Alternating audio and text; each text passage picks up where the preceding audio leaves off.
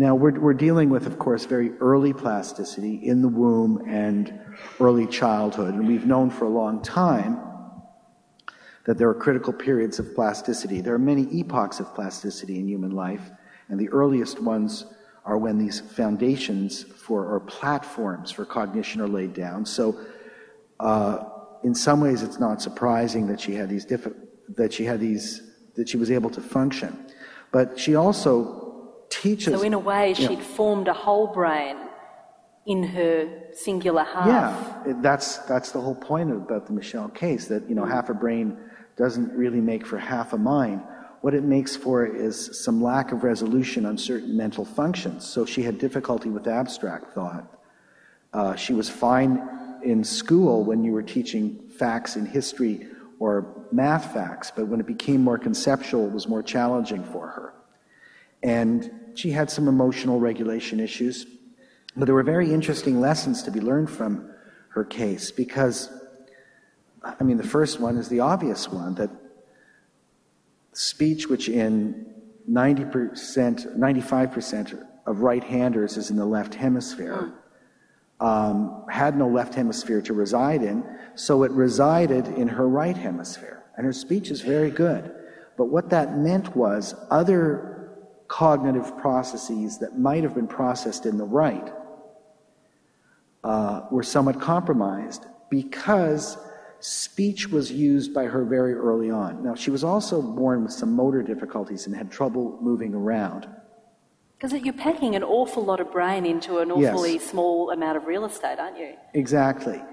But the order in which you do, you see, plasticity is competitive. So once circuits get established in a particular area, it's competitive in many ways. Those circuits tend to often inhibit neighboring circuits, but they get a foothold, and you learn how to do something in a particular way, and so you end up defaulting to that over and over. And so it's like these cognitive functions get squatters' rights. They say, we're here first, and possession is 9/10 of the law.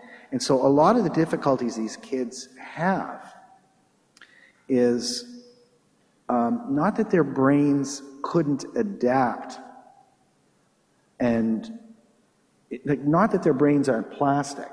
It's that they're so plastic that the cognitive processes that get there first keep getting better and better at doing what they're doing and dominating that map space.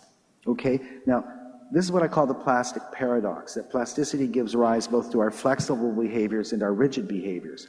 Once you start to learn to speak English in a particular way and develop your so-called accent, if you're speaking in another language, it becomes very difficult to shake, because each time you have a thought inside your head, you engage that circuitry. You think in English. Right. That's why they suggest that you should get in young with kids and languages, isn't it? Yeah, or do total absolute immersion. And the point about immersion is not just that you're doing a lot of time studying French, it's that you're not letting yourself think in English. So my teeny little point here is that a lot of these rigid behaviors are actually a function of plastic circuits getting very good at what they do, and then we see the rigid behaviors and extrapolate that back to the brain and assume the brain is rigid. But once you understand, no, nervous tissue is fundamentally plastic, unless it's diseased, and then it's not functioning properly. Once you understand that, you can begin to develop interventions. Well, that's interesting, because you think that as a psychotherapist, that you're in effect what you call a neuroplastician. Well, I think that we now know. For the longest time, people thought of psychotherapy as talk therapy, which, by the way, doesn't do it justice. It's not just talk in the sense. There's a lot of emotion and motoric observation and things going on. But in general, there's been this great schism in psychiatry, which is tremendously unfortunate. And it's a product that goes all the way back to Descartes, dividing us into thinking thing and physical extended thing. But people tended to think of biological psychiatry as psychiatry that has to do with drugs. That's what we think of biological psychiatry as, and maybe ECT. and psychotherapy as non-biological psychiatry. But psychotherapy, when it's done properly, is every bit as biological an intervention as using a drug, and in some respects, not all respects, but in some decisive respects, more precise. It's kind of like microsurgery, because what we've learned is that when a person has a memory, you turn on the circuitry that was involved in that memory. Now, if that person has a PTSD, you can really get at the circuitry by getting them to remember it. There was a time... So thoughts change brains. It's amazing that we've always kind of thought that somehow they don't. Well, it goes back to philosophy, and but I just wanted to say, all the studies that have been done of the major psychotherapies, and that includes the analytic therapies, cognitive behavior therapy, relational therapy, behavior therapy, show that when it works, the brain changes on brain scans. And so, I think there's just a need for a profound rethink. And I do believe, that the new therapies are going to involve, even for some neurological conditions. So, Perminder, your book is a little bit scathing of the Freudian tradition of psychiatry, I have to say. And you are a psychiatrist, but then you specialised in the neurosciences and in the field of neuropsychiatry. So how do you marry, as Norman's attempting to here, this relationship between mind and brain? I get people who write to me and go, there is no mind, it is just a brain. No, I think you have a number of questions, actually, in that. Firstly, I must say that I'm not scathing of Freudian theory. Just like this. Sorry. Yeah, okay, yeah, there sure. We go. Yeah, great, okay. Thanks. That I think there is a lot of merit in that theory. There's some principles, and I think one of the principles that I think is very profound in psychodynamic theory is that nothing happens without a reason. In fact, that was one of the fundamental points of Freud, that he tried to find meaning in a lot of happenings, say, on a day-to-day basis. The little slips you make, you call someone by a different name, or you forget something and not forget something else. And he thought that happened for a reason. And he actually tried to go like a detective behind the scenes to find the reason. And that's actually the basis of much of his theorizing, was because of that. And it's the same thing that I take, where to my patients, a patient has a mental phenomenon, there is a reason.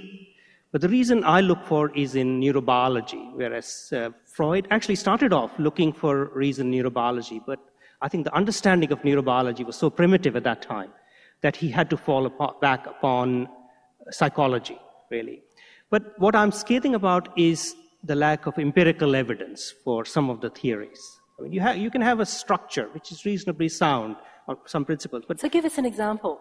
Yeah, so I think to say that there's an example in your book of Tourette's, for example. That's right, yeah. If someone, say, has motor tics, these are movements that you make, say, grimaces or jerks that you cannot control, and you want to look for a reason for that. Now, and in some cases, people like that also will say things involuntarily, and they might swear, or they might, And in fact, swearing was often used as the main symptom, the flag, really, of Tourette's in those days. And because swearing is equated with aggression, therefore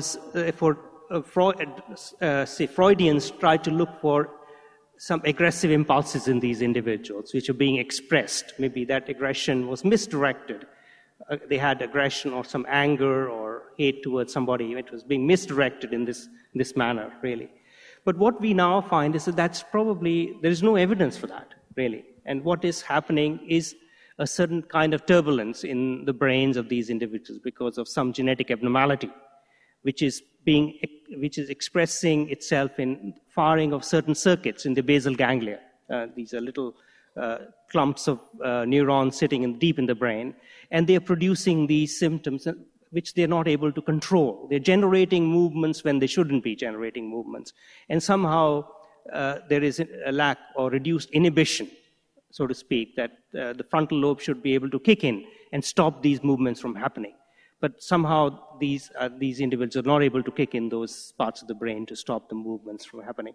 And there is a trajectory. If you look at trajectory of development of these symptoms, they come first at the age of about 7 or 8, and then they take up a certain pattern, suggests that it has to do something with the way the brain is developing. And we know that that takes a certain pattern over the years. So I think that's... This isn't to say, though, that all our behaviours are necessarily... negative behaviours stem from a biological substrate necessarily. I mean, they might become entrenched in our biology, but they might be initiated through a profound life experience. Yeah. I think you're right there, that if you look at development of the brain, in fact, to some extent, development of the body, it's an interaction of the genes and the environment. And I think we should not try to differentiate the two necessarily. The way the brain develops, really, it comes with a genetic code which unfolds itself. It just rolls.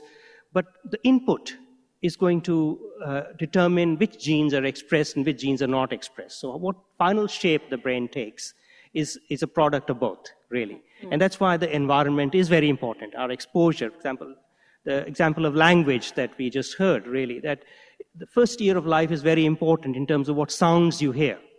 And there are certain sounds that you've not heard in the first year of life. It's very hard for us later to actually generate those sounds. We know that, for example, the Japanese have great difficulty with R or R sound. And that's because in their language, that is not a sound that babies are exposed to in the first year of life.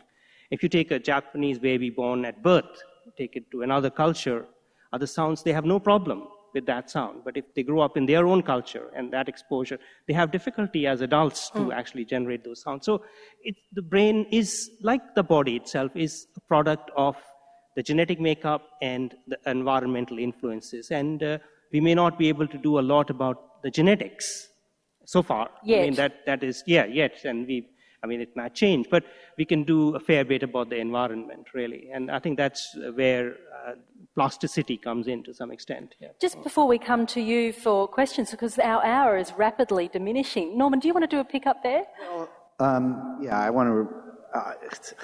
I vote with my feet, and I've become an analyst. So I do want to respectfully disagree about this, the reasoning about the whole Tourette's issue. So the articles that you quoted about these analytic theories about Tourette's being caused by aggression and so on and so forth were from the 1940s. And if we were to be fair, we'd compare those theories, which are problematic, I agree, to biology in the 1940s, which had no theory at all. So because psychoanalysis has been around for a long time, there is often a comparison of apples and oranges. I don't know a single analyst who doesn't concede the point that Tourette's is more like something like a kind of epilepsy or discharge that's biologically based. I don't know a single person, although they are often very much triggered by stresses, and therefore analytic concepts continue to be relevant there. And it would be a whole discussion to talk about the empirical studies of psychoanalytic outcomes. That's a previous lifetime of my own, and there's a lot of data there, but that's not what we're here to discuss today. You know, I do think that one difference between the two of us is, well, first of all, let me just say this. I don't think anybody knows what a thought is, although we're all sitting here thinking, and I'm doing my best. And we really haven't solved the problem of what conscious awareness is and what thought is. So when we speak about thought, we're in some ways speaking almost symbolically. It's a placeholder. There are two kinds of symbols. There are symbols that really specify what we're talking about. But people have made the point, Jung made the point, that sometimes we use symbols to specify things that we can only partially grasp. So when we speak about the divinity or the divine, and then say the divine is ineffable in the next breath, we're speaking in a kind of symbolic way. And I suspect that when we talk about thought, we're speaking somewhat symbolically. So for me, the question of the relationship of thought and structure continues to be an open question, and I think that there is a reason that this symbolic word mind, which is difficult to define, although I do think it has something to do with relationships between energy and information, as my friend Dan Siegel says, But that's still not a full definition. It's interesting. Or the regulation of energy and information in some way. But I think you're more of a reductionist than I am, from what I can tell. In other words... I may actually come back to that in a moment. Because I think I'm reductionist in the sense that I do not think that there is anything more to brain processes when you talk about the mind. We do not have to assume an external agency. We can restrict ourselves to brain processes. But I'm not reductionist in the sense that I think that simply to look at brain processes will reveal the mind. Because I think there is a certain quality about mental phenomena which is at a higher plane to what we can study the brain as in terms of either at cellular level or even at a network level, really. We have to transcend that. And that is the hard problem in neuroscience and in neurophilosophy as to how do you move from that understanding of flow of information to understanding of mental phenomena per se, really. And the subjective, the experience of the subjectivity of that, really. That's the big challenge. And I think that's really where, I don't know whether we will ever have an answer to that, really, because people talk of emergent properties, really, that just come into being when a certain level of complexity is reached in that organ. And you can't explain that emergent property on the basis of its parts, necessarily. So the parts have to come together in a way. And I think the other problem with the brain, of course, is that it's also the organ that is doing the thinking. It's trying to understand itself, so to speak. And that is a big challenge. And philosopher really. Colin McGinn would say that our mind is never capable of understanding itself. Yeah, and I think that's true of a lot of things, really. I think true of the brain as well. And that's why I think that problem may never be solved in a way. And however much we might know one day about the brain, about brain function. I'm going to get a pickup from Norman, but we'd love you to participate too. And we've only got 10 minutes, so let's go for it. And we've got a mic. We're going to have to borrow one of the mics. And so, Perminder, if I could give Norman the mic, and if you could put your hand up, and then we will come to you. But just a very quick pickup, because we've only got 10 minutes. The reductionist position is the one that usually has the terms nothing but attached to it. It basically says that mental processing is nothing but brain functioning. And until we know what mental processing is, I don't know we can say that. I would say this much. Our brains are clearly anatomically inside our heads, but functionally, they're spread out through our bodies and are connected to our peripheral nervous system. And functionally, our bodies are in this electromagnetic spectrum of energy. And functionally, you might even argue that minds, to some extent, may exist somehow or other, in this room, somehow or other among us, if you will. And even Plato talked about how when two boys are marveling at the Pythagorean theorem, they're experiencing the same thing. The reductionists would say their brains are both in the same state. But I'm not so sure about that. And I don't think, since we can't even define what mind is, we should close that question. And therefore, I have to be militantly agnostic about the reductionist question, and simply say, I'm not persuaded they've proven the point. Well, on that delicious note, let's come to you. We have a question down here. Thank you. Yes. If you could keep them fairly brief. In fact, what I may do is do a couple at a time. Is that okay? Yeah. So we get a few in. One question each. The first one is, how does plasticity change with age? Does it tail off very quickly, and are there dramatic examples of plasticity in old age? And the other question is, do you have any thoughts on so-called collective intelligence of species like ants, which seem to have an intelligence which transcends any one creature?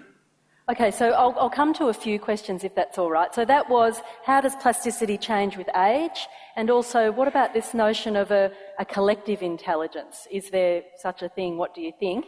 Another question or comment. Is ambidextrousness some sort of freakish plasticity? Is ambidextrousness some sort of freakish plasticity? Is ambidextrousness, two-handed people,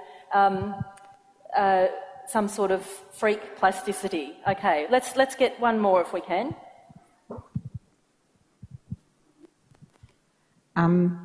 Just if I can quote something that Norman said, rigid behaviour becomes a function of plasticity becoming very good at what it does. In the context of that comment, could you make some comment, Norman, please, about obsessive-compulsive behaviour, because it would seem to be that it expresses very rigid behaviour.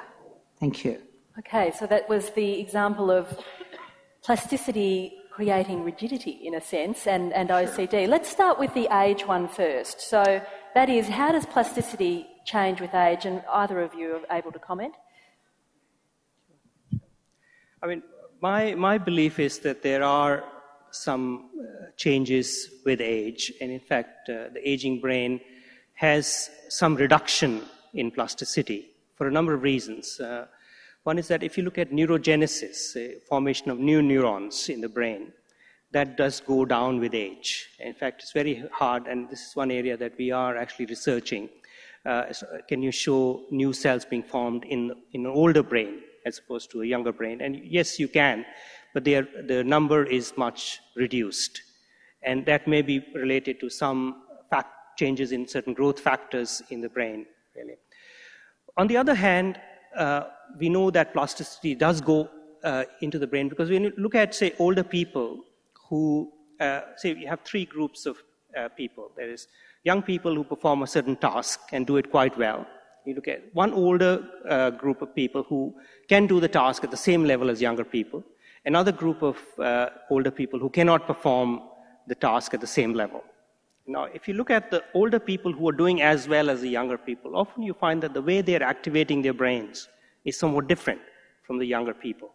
So there have been some changes in the brain with age, but somehow they are compensating. And very often we see that for some of the tasks, which younger people will use only one side of the brain, older people will use both sides of the brain.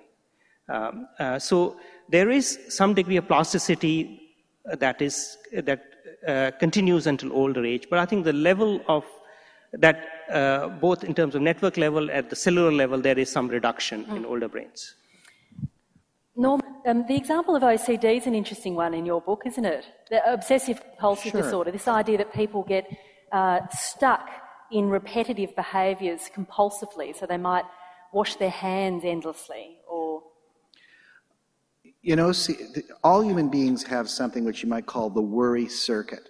So when you spill some wine on your shirt or the tablecloth, or tell your boss the truth inadvertently, or whatever error you make, there's a part of your brain behind your forehead, the orbital frontal cortex, that has got a kind of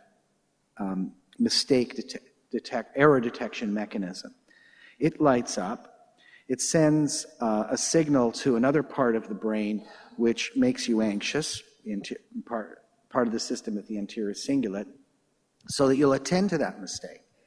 And in the normal course of events, when you attend to that mistake, there's a mental gear shift further back in the brain called the caudate, and it automatically shifts you on to the next thing or turns the mental page, and you let it go. But brain scans of people with OCD show that that whole circuit stays activated. And it's because they've got a very sticky gear shift in the caudate. So it doesn't go on to the next thing. And they stay anxious even though they've corrected the mistake. So the error detection mechanism isn't functioning properly. Well, it's the mental gear shift that says, okay, you've corrected it, let's go on, doesn't function. Yes. So they've washed their hands after, they've dirtied them, and they don't feel the relief because that mistake feeling doesn't go away. Right, yeah. So what they do is they wash them again. And when they wash them again, they get a little bit of brief diminution of anxiety. And so that feels good.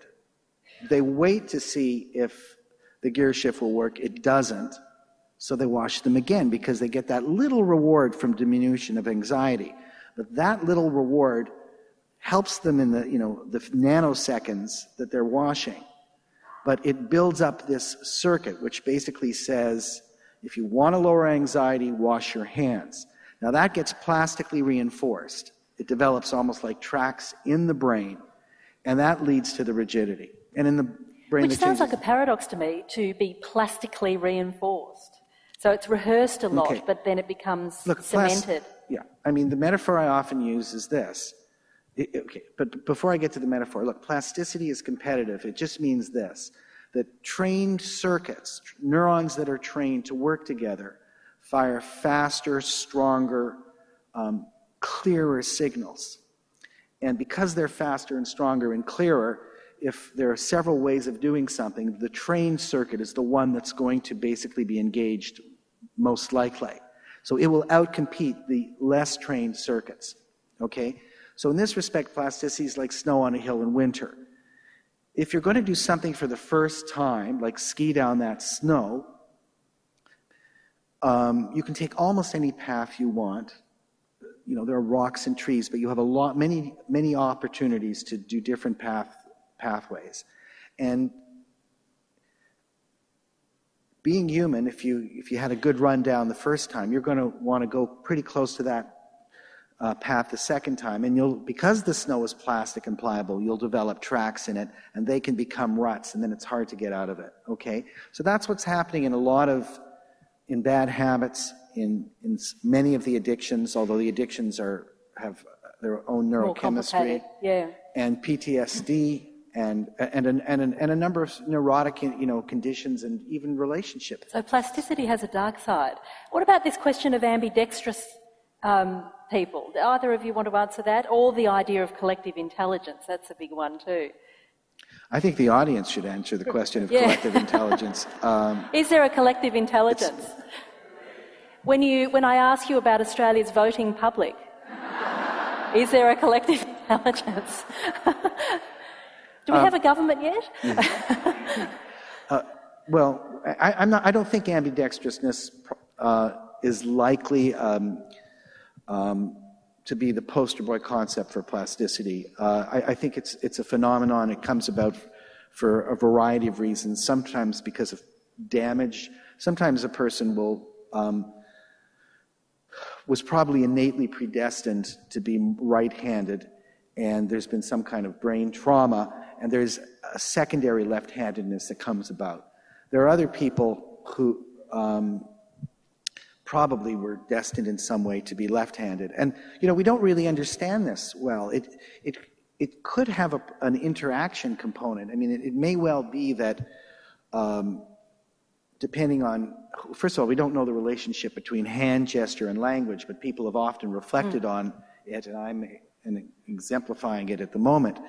But it's possible that wherever your language is housed could have an impact on handedness or vice versa, and that might be a product of who you're interacting with when you're growing up, along with genetic things.